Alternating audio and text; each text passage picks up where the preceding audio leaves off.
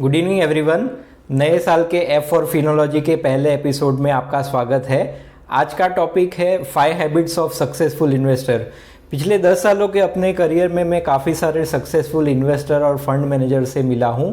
तो इन्वेस्टमेंट करना बहुत ही ईजी है, लेकिन इन्वेस्टमेंट करके लॉन्ग टर्म में वेल्थ बनाना बहुत ही डिफ़िकल्ट है। क्यों डिफ़िकल्ट है? बिकॉज काफ़ी सारे इन्वेस्टर डिसिप्लिन मेंटेन नहीं करते। तो इसी वजह से हैबिट एक ऐसी चीज़ है, अगर आप लाइफ में सक्सेसफुल हो तो भी आपकी हैबिट की वजह से हो, अनसक्सेसफुल हो तो भी उसके पीछे आपकी हैबिट्स है। आप वेल्दी हो तो भी आपकी हैबिट की वजह से हो, और वेल्दी नहीं हो तो भी अपनी हैबिट की वजह से हो। तो ये कौन सी ऐसी हैबिट है जिसे आप आगे जाके वेल्दी बन सकते हो, इसके ऊपर हम लोग आज बात करेंगे। तो चलिए शुरू करते हैं। पहली हैबिट है फाइनेंशियल प्लानिंग। ये एक बहुत ही इंपॉर्टेंट पार्ट है, बिकॉज काफ़ी सारे इन्वेस्टर्स आते हैं कि भाई हमें इन्वेस्टमेंट करना है, प्रॉफिट बनाना है, लेकिन अगर आप प्रॉपर फाइनेंशियल प्लानिंग नहीं करते कि आपको कितने साल में कौन से गोल की वजह से आपको रिक्वायरमेंट चाहिए, आपका क्या कॉर्पस रहेगा और उसके लिए आपको कैसे प्लान करना है, तो ये एक बहुत ही इंपॉर्टेंट चीज़ है। जैसे आप कहीं पे घूमने जाते हो तो उसके लिए बहुत सारा प्लानिंग करते हो एडवांस में कि बाई प्लेन जाएंगे, ट्रेन जाएंगे, कहाँ पे रुकेंगे, कितने दिन रुकेंगे, लेकिन जो एक फाइनेंशियल जर्नी है वहाँ पे फाइनेंशियल प्लानिंग 90% लोगों का नहीं होता। इसी वजह से लॉन्ग टर्म में जो फाइनेंशियल जर्नी है वो इतनी सक्सेसफुल नहीं रहती। तो जितने भी सक्सेसफुल इन्वेस्टर हैं वो फाइनेंशियल प्लानिंग के मोड पे जाते हैं और उस हिसाब से अपना इन्वेस्टमेंट करते हैं। तो पहला पॉइंट ये रहता है। दूसरा पॉइंट रहता है एसेट एलोकेशन।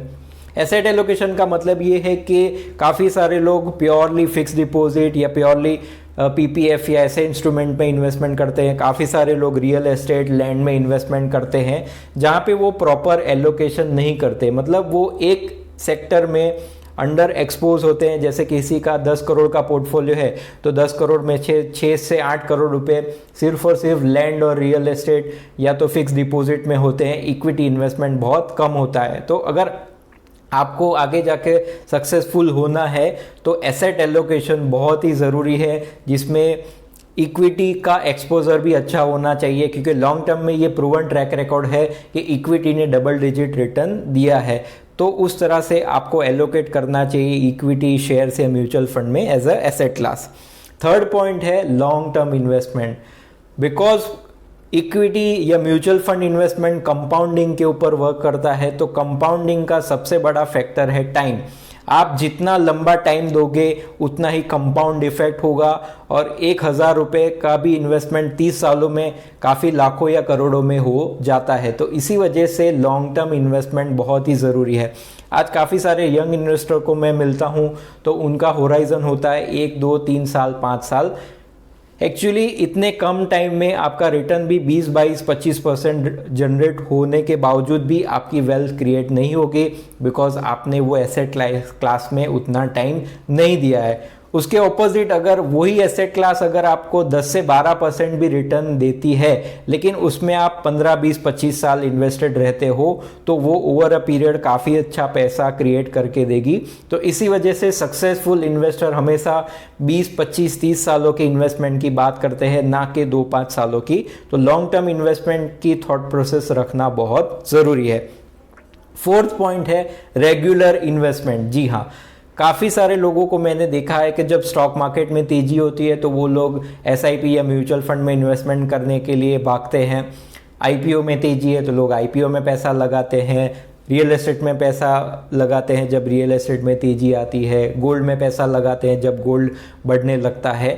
तो ये एक हर्ड मेंटालिटी टाइप इन्वेस्टमेंट हो गया है कि जब मौका मिले तब तब वहाँ पे इन्वेस्टमेंट के लिए लोग भागते हैं। लेकिन कोई भी इन्वेस्टमेंट आप करते हो तो उसमें आपको रेगुलरिटी, उसमें आपको डिसिप्लिन रखना चाहिए, और over a period long term अगर आप इन्वेस्टमेंट करते हो तो हर महीने, हर साल, हर क्वार्टर में आपका इन्वेस्टमेंट उस एसेट क्लास में जाना चाहिए। उसी वजह से डिसिप्लिन मेंटेन होगी तो ही लॉन्ग टर्म में आप वेल्थ क्रिएट कर पाओगे। तो उससे ही रिलेटेड एक पॉइंट हो गया जो होता है हर्ड मेंटालिटी। जैसे पिछले 1-2 साल से काफ़ी क्रिप्टो करेंसीज पॉपुलर हुआ है, लोग बोल रहे हैं कि भाई पैसे ही वहाँ पे मल्टीप्लाई हो रहे हैं। पिछले 1 साल से इक्विटी या स्टॉक मार्केट लोग शॉर्ट टर्म में ट्रेडिंग करके भी काफ़ी अच्छा पैसा बना रहे हैं। लेकिन काफ़ी सालों से मैंने ऑब्जर्व किया है कि रियल एसेट हो या गोल्ड, इक्विटी म्यूचुअल फंड हो या क्रिप्टो करेंसी, जब जब लोगों बहुत सारे लोगों के पैसे ऑलरेडी बन जाते हैं तब काफ़ी सारे इन्वेस्टर वो एसेट क्लास में लेट एंटर होते हैं with expectation of good return.